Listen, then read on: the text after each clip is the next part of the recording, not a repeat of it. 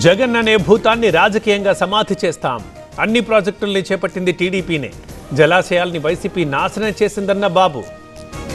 చంద్రబాబు వల్లే పోలవరం ఆలస్యం. Diaphragm wall మందం తగ్గించారు. ప్రాజెక్టుకి ప్రమాదమన్న అంబటి.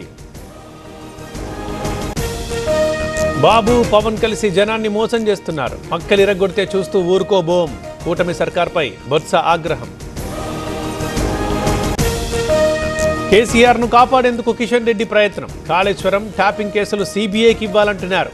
కేసీఆర్ కుటుంబాన్ని వదిలిపెట్టేది లేదన్న రేవంత్. బనకచర్లపై చర్చ జరిగిందో లేదో కేంద్రమే చెప్పింది. కేంద్ర రాష్ట్ర ప్రభుత్వాలు కలిసి పనిచేస్తున్నాయి. ఢిల్లీ కాకుండా ఫామ్ హౌస్కి వెళ్తారా అని రేవంత్ ప్రశ్న. బనకచర్లపై చంద్రబాబు రేవంత్ చీకటొప్పందం. టీడీపీ ట్వీట్ ని సాక్ష్యంగా చూపిన హరీష్. ఇప్పుడేమంటారని తెలంగాణ సర్కార్కు ప్రశ్న. డ్రగ్స్ కేసులో ఆధారాలుంటే బయట పెట్టాలి. నాపై చేసిన వ్యాఖ్యలకు రేవంత్ క్షమాపణ చెప్పాలి, లేకుంటే కోర్టుకు ఈడుస్తానన్న కేటీఆర్. భానుప్రకాష్ అనుచరుల ఇసుక అక్రమ రవాణా చేస్తున్నారు. వైసీపీ కౌన్సిలర్లను కేసుల్లో ఇరికిస్తున్నారు. మాజీ మంత్రి రోజా ఆరోపణలు. ఇసుక బియ్యం అక్రమ రవాణాలో మీకు సంబంధం లేదా? కాణిపాకంలో రోజా ప్రమాణం చేయాలి. ఎమ్మెల్యే భానుప్రకాష్ సవాల్. ఫోన్ ట్యాపింగ్ కేసులో వాంగ్మూలం ఇవ్వండి. ఈ నెల 24న లేక్ వ్యూ గెస్ట్ హౌస్కి రండి. బండి సంజయ్కి సిట్ నోటీసులు. తెలంగాణకు కేంద్రం యూరియా సరఫరా చేసింది. కావాలనే కేంద్రంపై బురద జల్లుతున్నారు. రైతుల్ని మభ్యపెట్టాలని చూస్తున్నారన్న రామచందర్రావు. పేర్ని నాని పిటిషన్ని తోసిపుచ్చిన ఏపీ హైకోర్టు. పామర్రు కేసులో చర్యలు తీసుకోవద్దని పిటిషన్. కేసు పూర్తి వివరాలు ఇవ్వాలన్న కోర్టు.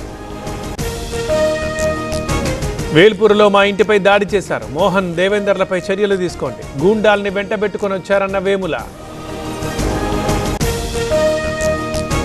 క్రిమినల్స్ కి అడ్డాగా కమాండ్ కంట్రోల్ సెంటర్. తెలంగాణలో నేరాలు పెరిగిపోయాయి. రాష్ట్రంలో పోలీసు రాజ్యం నడుస్తోందన్న శ్రవణ్.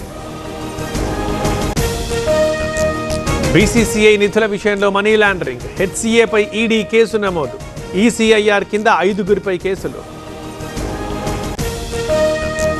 మామిడి రైతుల కోసం 260 కోట్లు విడుదల. ఉత్తర్వులు జారీ చేసిన ఏపీ ప్రభుత్వం. 6.5 లక్షల టన్నుల మామిడి సేకరణకు ఆదేశం. నేటో హెచ్చరికలపై భారత్ కౌంటర్. వాళ్లవి ద్వంద్వ ప్రమాణాలన్న రణధీర్ జైస్వాల్. భూలావాదేవీల కేసులో రాబర్ట్ వాద్రాకి ఈడీ షాక్. 43 ఆస్తులు జప్తు చేసిన అధికారులు. వాద్రాతో పాటు 11 మందిపై ఛార్జ్షీట్.